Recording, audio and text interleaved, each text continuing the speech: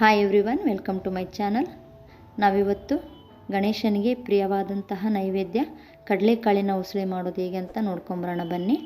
ಇದಕ್ಕೆ ಬೇಕಾಗಿರುವ ಪದಾರ್ಥಗಳೇನಂತ ನೋಡೋಣ ಬನ್ನಿ.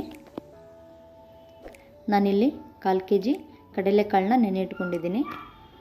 ಅರ್ಧ ಕಪ್ ಕರಿಬೇವು, 1 ಕಪ್ ಕೊತ್ತಂಬರಿ ಸೊಪ್ಪು, 1 ಕಪ್ ಹಸಿ ತೆಂಗಿನಕಾಯಿ ತುರಿ, 5ರಿಂದ 6 ಹಸಿಮೆಣಸಿನ್ಕಾಯಿ, ರುಚಿಗೆ ತಕ್ಕಷ್ಟು ಉಪ್ಪು, 1 ಟೇಬಲ್ ಸ್ಪೂನ್ ಸಾಸಿವೆ, 3 ಟೇಬಲ್ ಸ್ಪೂನ್ ಎಣ್ಣೆ.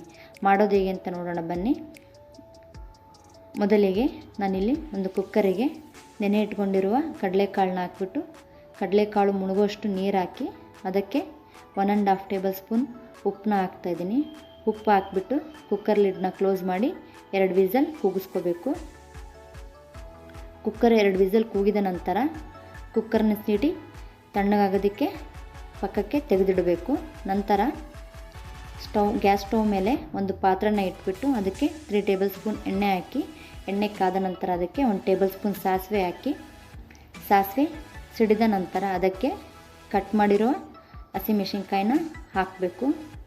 ಹಸಿಮೆಣಸಿನ್ಕಾಯಿ ಹಾಕ್ಬಿಟ್ಟು ಚೆನ್ನಾಗಿ ಮಿಕ್ಸ್ ಮಾಡಿ ನಂತರ ಅದಕ್ಕೆ ಕರಿಬೇವಿನ ಸೊಪ್ಪನ್ನ ಹಾಕಿ ಚೆನ್ನಾಗಿ ಮಿಕ್ಸ್ ಮಾಡಬೇಕು. ಈ ಒಂದು ಟೈಮಲ್ಲಿ ಕುಕ್ಕರ್ನ ವಿಸಲ್ ತಣ್ಣಗಾಗಿದೆಯಾ ನೋಡೋಣ ಬನ್ನಿ.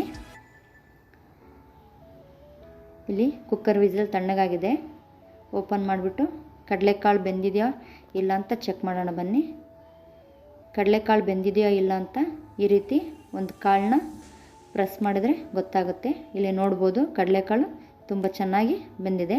ನಂತರ ಕಡಲೆಕಾಳಲ್ಲಿರುವ ನೀರನ್ನು ಬಸ್ಕೊಂಬಿಟ್ಟು ಕಡಲೆಕಾಳನ್ನ ಒಗ್ಗರಣೆಗೆ ಹಾಕ್ಕೋಬೇಕು. ಹಾಕಿಬಿಟ್ಟು ಚೆನ್ನಾಗಿ ಕಡಲೆಕಾಳಲ್ಲಿರುವ ನೀರಿನಂಶ ಹೋಗುವವರೆಗೂ ಫ್ರೈ ಮಾಡಬೇಕು. ನೀಟಾಗಿ ಫ್ರೈ ಮಾಡಿದ ಮೇಲೆ ನೀವಿಲ್ಲಿ ನೋಡ್ಬೋದು ನೀಟಾಗಿ ಫ್ರೈ ಆಗಿದೆ. ನಂತರ 1 ಟೇಬಲ್ ಸ್ಪೂನ್ ಉಪ್ಪು ಹಾಕ್ತಿದ್ದೀನಿ. ಉಪ್ಪು ನೋಡಿ ಹಾಕ್ಕೊಳ್ಳಿ. ಕಡಲೆಕಾಳು ಬೇಯಿಸುವಾಗ ಸಮೇತ ನಾವು ಉಪ್ಪು ಹಾಕಿದ್ವಿ, ಹಾಗಾಗಿ ನಂತರ ಉಪ್ಪು ಹಾಕಿ ಚೆನ್ನಾಗಿ ಮಿಕ್ಸ್ ಮಾಡಿ ಅದಕ್ಕೆ ಹಸಿ ತೆಂಗಿನಕಾಯಿ ತುರಿನ ಹಾಕಿಬಿಟ್ಟು ಚೆನ್ನಾಗಿ ಮಿಕ್ಸ್ ಮಾಡ್ಕೋಬೇಕು. ಚೆನ್ನಾಗಿ ಮಿಕ್ಸ್ ಮಾಡಿದ ನಂತರ ಅದಕ್ಕೆ ಕಟ್ ಮಾಡಿರೋ ಕೊತ್ತಂಬರಿ ಸೊಪ್ಪನ್ನ ಹಾಕಿ ಚೆನ್ನಾಗಿ ಮಿಕ್ಸ್ ಮಾಡ್ಕೊಂಡು 1 ನಿಮಿಷ ನೀಟಾಗಿ ಮಿಕ್ಸ್ ಮಾಡ್ಕೋಬೇಕು. ನಂತರ ಗ್ಯಾಸ್ ಫ್ಲೇಮ್ನ ಆಫ್ ಮಾಡಿ ಸರ್ವ್ ಮಾಡಿದರೆ ಕಡಲೆಕಾಳಿನ ಉಸುಳಿ ರೆಡಿ.